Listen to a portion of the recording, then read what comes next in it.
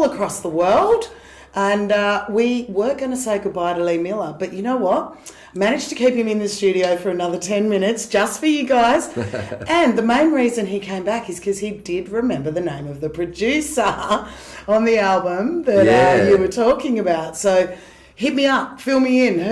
This one that we were talking about. Yeah, so we were talking about getting a record deal in Europe, and I mentioned that Videlli, before I joined the band, had the fortunate opportunity to work with a world famous producer whose name I forgot, but now I've remembered. His name is Kevin Shirley. Kevin Shirley. And so for those of you out there who don't know who Kevin Shirley is, Kevin Shirley was responsible for doing the Led Zeppelin remasters.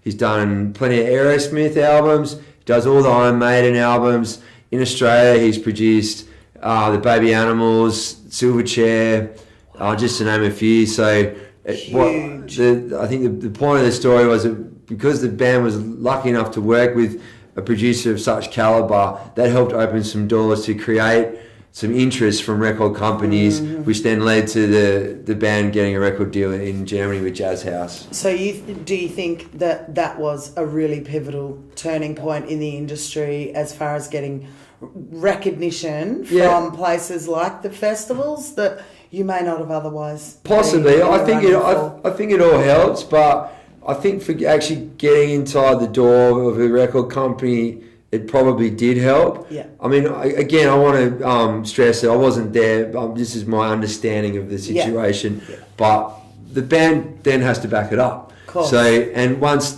you've created that little bit of interest, then we go check out what the YouTube videos or go to live shows. Yeah. And actually, the band had already created its own touring circuit in Europe. It used to just tour off its own back, book its own shows. So then the idea was we're signing with a label and with a booking agency that would help them to go to the next level, which it kind of did. So and that's when I joined the band. So and I guess a really important factor as well is you have to be of world standard quality in your playing to be able to actually come through the other side of that. Otherwise, tours can just fail, can't they? They can miserably fail. You can lose deals. That's right. Can change. So it says a lot for the actual true talent that obviously you as a bass player have, as well as whoever else. Yeah, I think there's a big misunderstanding that, especially with people like from here, that I tell them I'm going on tour around Europe, they think it's one big party. Yeah. But it's actually not. It's really hard work. It's long hours. It's not much reward, but you do it for the love of playing music, particularly with the opportunity to play overseas. But it's good. I mean, I'm very grateful to have had that opportunity, and everyone moves on. The band's moving forward, and so am I. So I'm happy that I can take what I've learned from that experience, because I took it as far as actually driving the van, doing a bit of tour managing myself, even doing the merchandise, setting up the stage, dealing with venues. Being like an artist liaison person, so I'm hoping all that skills that I learned I can now take into my new musical projects with the Lethals, with Ben Merito, with Full Scale, with all this other things that I've got going on. So touch on Ben Merito. I mean, I love Ben Merito. Hey Ben, and absolute talent. So what gigs are you doing with Ben? And then you've got a tour coming up in Feb next year as well with Full Scale. That's right, yeah. So everyone should check out Ben Merito. I think it's just Merito. Ben's from New Zealand. He's been living in Perth for a long time now. We actually hadn't played together for 5 years. And since I come back from Europe, he had some gigs going where he booked myself and Chris Webber, a really well-known drummer on the Perth scene. So we've been doing a few gigs as a trio. We played the Indie Bar. We did 3 Fridays in a row. And For All I Could Gather was a huge success. So stay tuned. Hopefully that's going to develop into something really cool. That'll be awesome. That's fantastic. And then there was a band from the late 90s in Perth, early 2000s called Full Scale, which went on to do really big things in the States and also on the East Coast. They reformed for a tour 2 years ago, which I was lucky enough to be involved in. Wow. And given the feedback from that tour and the fact that it went so well, and that we all clicked musically, myself and Chris Webber again. Is that an Australian tour? The Australian tour, yeah. With Jimmy T and Zeke, the singer, who's also was in in Mammal and Super Heist Wow. and Yeah. Ezekiel Ox and all, too many to mention. He's amazing, Zeke. We've started writing an album and there's going to be a tour next year. So Awesome. it's very exciting. So it's good being a bass player because everybody needs one. Yeah, absolutely. And, you know, bass players do have a bit of a reputation. I won't use the S word on air, but you are known as tarts a little bit, like you get around, you know. And it's definitely a versatile instrument, isn't it? And you can end up anywhere. I think we should clarify. She means musical tart, musical, not sexual tart. No, not at all, not at all. But that's the beauty of bass. I mean, that's why it attracted it to me. I was attracted to it originally because it's in everything. Yeah. I mean, I've been lucky, and I've played in orchestras, musicals, theatre, ballets, operas, rock and roll bands, DJs, hip hop artists, because bass is basically in all of that. So that's kind of the beauty of it, and the artistry of it is actually, rather than playing like a violin or a guitar and becoming a virtuoso, the virtuosity of bass is actually having an understanding of its function and its role in all the different genres of music. Mm-hmm. And to me, I'm like totally obsessed with that. So that's fantastic. Bass is best. Bass is best. Remember that. No, absolutely amazing, some of the stuff you've done in your life. And so when is your baby due?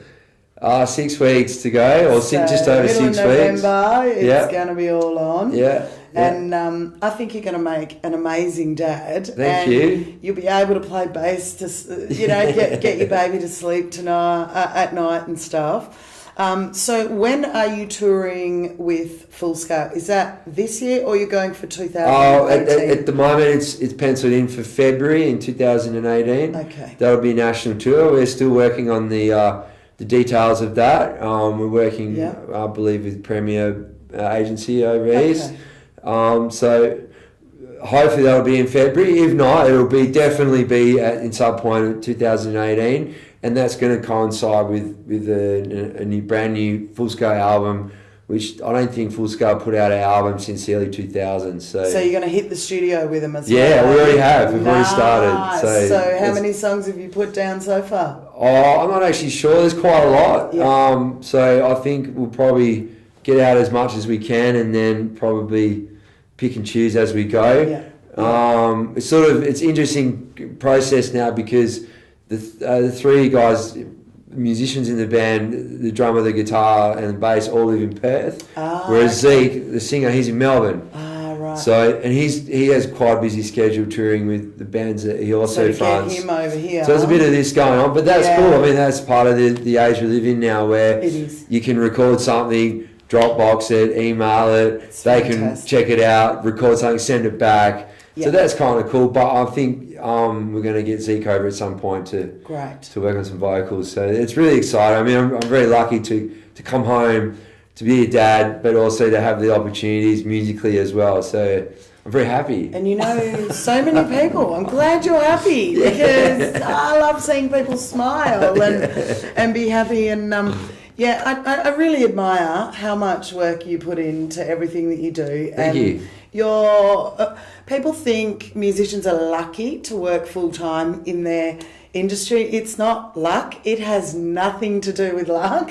It has everything to do with dedication, hard work, and just a true love and a passion for what you do. And there's a lot of love and passion in this bass player right here, okay? Yeah. But Lee, thanks for coming back in and my pleasure. And remembering the producer's name and sticking around. I didn't quite let you go, but it's been an absolute pleasure as well to have you here, and we look forward to getting you guys back in and maybe, get a song happening. For sure. That would be great. We'd love to come back. Yeah, and we'll try and get Paul back in here as well to play a bit of guitar for you as well. He's fantastic. And you play an upright as well, don't you? Yeah, double bass. Yeah. Maybe. You never know. Can't wait for that one. Can't wait for that anything's one. Anything's possible. Yeah, well, we hope you've enjoyed this sesh with Lee Miller on Let's Get Local. And we really, really look forward to the next time we see you. Thanks so much for tuning in, and enjoy. See you soon.